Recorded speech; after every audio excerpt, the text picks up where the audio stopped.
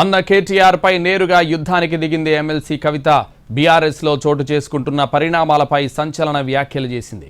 కేటీఆర్ పై ఓ range లో విరుచుకుపడింది. BRS ను బీజేపీలో విలీనం చేసే కుట్ర జరుగుతోందంటూ సంచలన వ్యాఖ్యలు చేశారు. తాను జైల్లో ఉన్నప్పుడే బీఆర్ఎస్ ను బీజేపీలో కలపాలని అంటే వద్దని చెప్పారని అన్నారు. తాను రాసిన లేఖను ఎవరు బయటపెట్టారో చెప్పమని అడిగినందుకు తనపై దాడి చేస్తున్నారని చెప్పారు. బీఆర్ఎస్ ను బీజేపీ హస్తగతం చేయాలని చూస్తున్నారు అన్నారు కవిత. కేటీఆర్ పై టోన్ పెంచారు కవిత. వర్కింగ్ ప్రెసిడెంట్ గా ఉండి ఏ చేస్తున్నారని, ట్వీట్లకే పరిమితమైతే సరిపోతుందా అని ప్రశ్నించారు. కేసీఆర్ కు నోటీసులు ఇస్తే ట్వీట్ చేసి ఊరుకున్న వర్కింగ్ ప్రెసిడెంట్ వేరే నేతకు నోటీస్ ఇస్తే హంగామా చేశారని అన్నారు. తనకు నీతులు చెప్పేవారికి పార్టీని నడిపించే సత్తా లేదని అన్నారు. తనకు వెన్నుపోటు రాజకీయాలు తెలియవని, ముందొకటి వెనక మరొకటి మాట్లాడనని అన్నారు. పార్టీ వేదికలపై మాట్లాడమంటున్నారు కానీ పార్టీ ఫోరంలో ఏముందని ప్రశ్నించారు. అందుకే బయట మాట్లాడాల్సి వచ్చిందన్నారు. వరంగల్ మీటింగ్ సక్సెస్ అయిందని చెప్పుకుంటున్న వాళ్లను చూసి జనం నవ్వుకుంటున్నారన్నారు. బీఆర్ఎస్ ను బీజేపీలో కలపాలని చూస్తున్నారని వ్యాఖ్యానించారు కవిత. బనకచెర్ల ప్రాజెక్టుతో భవిష్యత్తులో తెలంగాణకు చాలా నష్టమని, ఈ విషయంలో టీడీపీ, బీజేపీ, కాంగ్రెస్లు తెలంగాణకు ద్రోహం చేస్తున్నాయని అన్నారు. బీఆర్ఎస్ లో ఉండి నాకు నీతులు చెప్పేవాళ్లు ఈ ప్రాజెక్టుపై ఉద్యమం చేయాలని సవాల్ విసిరారు. కేసీఆర్ కు నోటీసులు ఇచ్చినప్పుడు ఊరూరా నిరసనలు చేయాలని, కానీ బీఆర్ఎస్ లో ఉన్న వాళ్ళు ఆ పని చేయడం లేదని అన్నారు.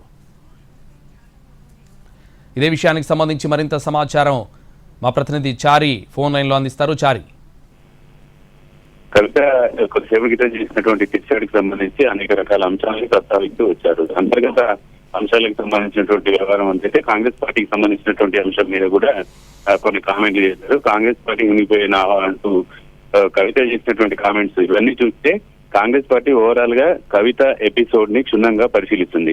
ఇది బీఆర్ఎస్ పార్టీలో అంతర్గతంగా జరుగుతున్నటువంటి వ్యవహారమా, లేదంటే రాజకీయ ఎత్తుగడలో ఇలాంటి వ్యవహారం జరుగుతుందా అనేటువంటి అంశాలన్నిటి మీద కూడా కొంత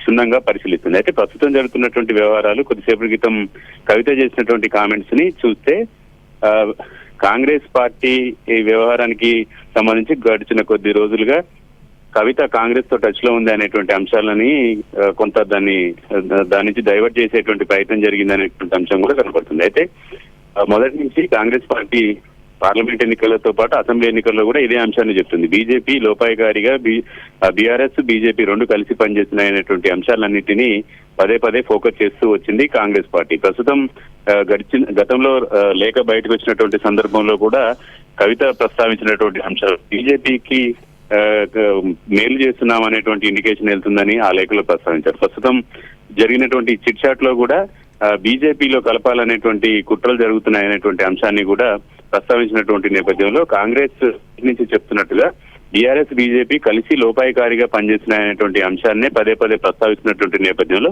ఇప్పుడు ఆ కుటుంబంలో కీలకంగా ఉన్నటువంటి కవితనే ఈ అంశాన్ని ప్రస్తావించారు కాబట్టి ఈ అంశాన్ని ప్రజలకి మరింతగా తీసుకెళ్లాలనేటువంటి ఆలోచన ఇప్పటికే చేస్తుంది. మొదటి నుంచి చేస్తున్నటువంటి అంశాలే కొంత కాంగ్రెస్ పార్టీకి కలిసి వచ్చాయని చెప్పొచ్చు. కాంగ్రెస్ పార్టీ చెప్తున్నటువంటి అంశాలని కవిత కొన్ని విషయాల్ని బీజేపీకి సంబంధించినటువంటి ఎపిసోడ్ ని చూసినటువంటి నేపథ్యంలో కాంగ్రెస్ ఆచితూచి స్పందించాలనేటువంటి ఆలోచన ఉంది. ప్రస్తుతం ఈ వ్యవహారాలన్నిటి మీద కూడా కొంత కాంగ్రెస్ నాయకత్వం సైలెంట్ గా పరిశీలిస్తుంది. జరుగుతున్నటువంటి పరిణామాల మీద ఇప్పుడే తొందరపడి స్పందించొద్దు అనేటువంటి ఆలోచన కూడా కాంగ్రెస్ చేస్తుంది. ఒక విషయంలో మాత్రం చాలా స్పష్టత ఇవ్వాలనుకుంది కాంగ్రెస్ పార్టీ. బీజేపీకి బీఆర్ఎస్ కొంత సానుకూలంగా వ్యవహరించింది అనేటువంటి అంశాన్ని ఫోకస్ చేయాలనుకుంటుంది.